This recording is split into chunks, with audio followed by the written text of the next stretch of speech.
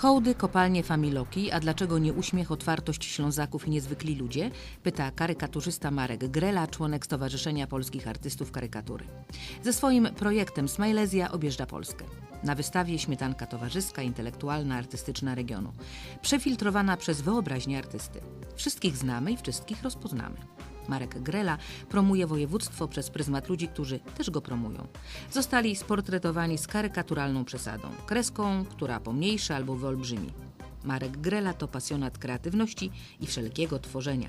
Ze swoim specyficznym, krzywo zwierciadlanym spojrzeniem na świat jest za pan brat. Ma dystans do otaczającej rzeczywistości, a absurd dnia codziennego jest dla niego impulsem. Można się śmiać i wykrzywić ze śmiechu, bo karykatura też wykrzywia. To uprzywilejowany wyraz satyry, na którą obraża się tylko smutas. Artysta mówi o sobie tak. Tworzenie daje mi więcej tlenu niż powietrze i ma wyższą temperaturę od słońca.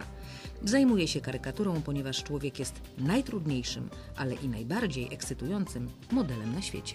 Tak więc znaleźć się w optyce zainteresowań Marka, karykaturzysty, to zaszczyt i sygnał o ponadprzeciętności. To glejt, że się zasłużyło na panteon w krzywym zwierciadle, że się jest osobowością. Projekt Smajlezja, czyli uśmiech Śląska, smile z angielskiego uśmiech, Silesia łacińska, czyli Śląsk, to jest taki mój sposób na pokazanie mojego regionu. To, co robię najlepiej, czyli karykatura, czyli rysunek, chcę wykorzystać, żeby to bogactwo kulturowe Śląska pokazać i właśnie puścić takie oko całej Polsce, że Śląsk naprawdę zrodził wiele osób wybitnych i może być nazywany wręcz taką kulturową kolebką naszego kraju.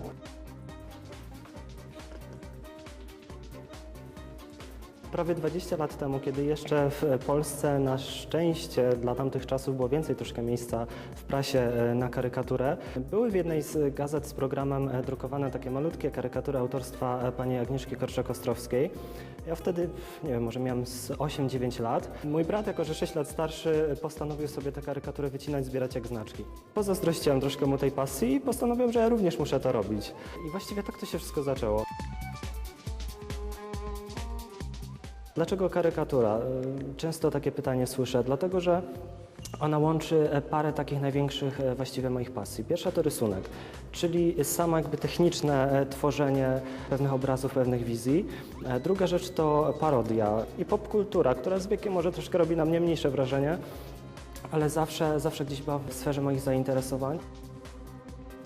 Takie stereotypowe rozumienie karykatury to jest wielki nos, odstające uszy, ogromne zęby. Właśnie ten stereotyp powoduje to, że karykatura wydaje się takim rodzajem sztuki prześmiewczym bardzo i zgadza się, bo karykatura obnaża, ale nie tylko takie rzeczy negatywne, wady, niedoskonałości, ale również bardzo pozytywne aspekty. Jeżeli na przykład kobieta ma wielkie oczy, bardzo rzęsiste, to trzeba to pokazać.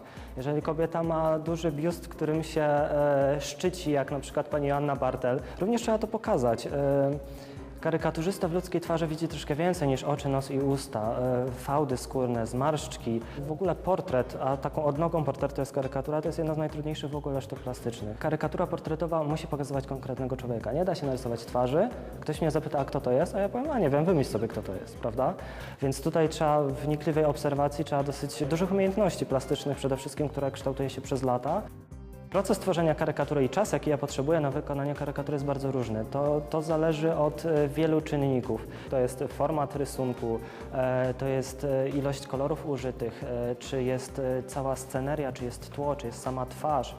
Ale tak naprawdę również to, ile dana osoba wymaga, bo jeżeli na przykład człowiek jest łysy, to już odpada mi rysowanie włosów. Jeżeli ktoś ma bujne loki, to wiadomo, że trzeba też temu poświęcić więcej uwagi. Jestem człowiekiem, który lubi się rozkoszować procesem twórczym. Ja lubię sobie zrobić kawę, usiąść i w tym jednym oku grzebać godzinami. Natomiast jeżeli wiem, że mam wykonać na konkretny termin, to już wiadomo, że trzeba się sprężyć i działać troszkę szybciej. Karykatura powstaje nawet od pół godziny do 4-5 dni.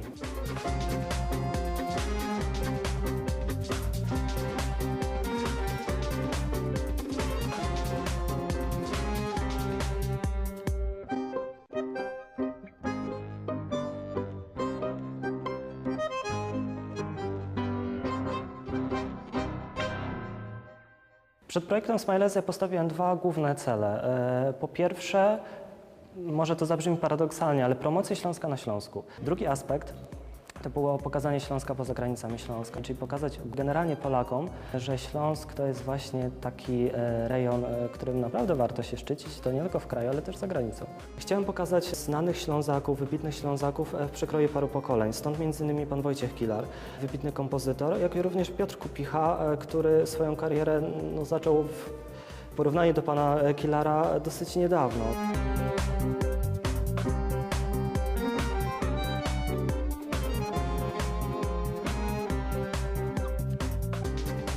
W swoim zbiorze mam prawie 200 różnych twarzy. Narysować wszystkich ze Śląska znanych naprawdę chyba się nie da. Chyba jest ich zbyt dużo. Na szczęście.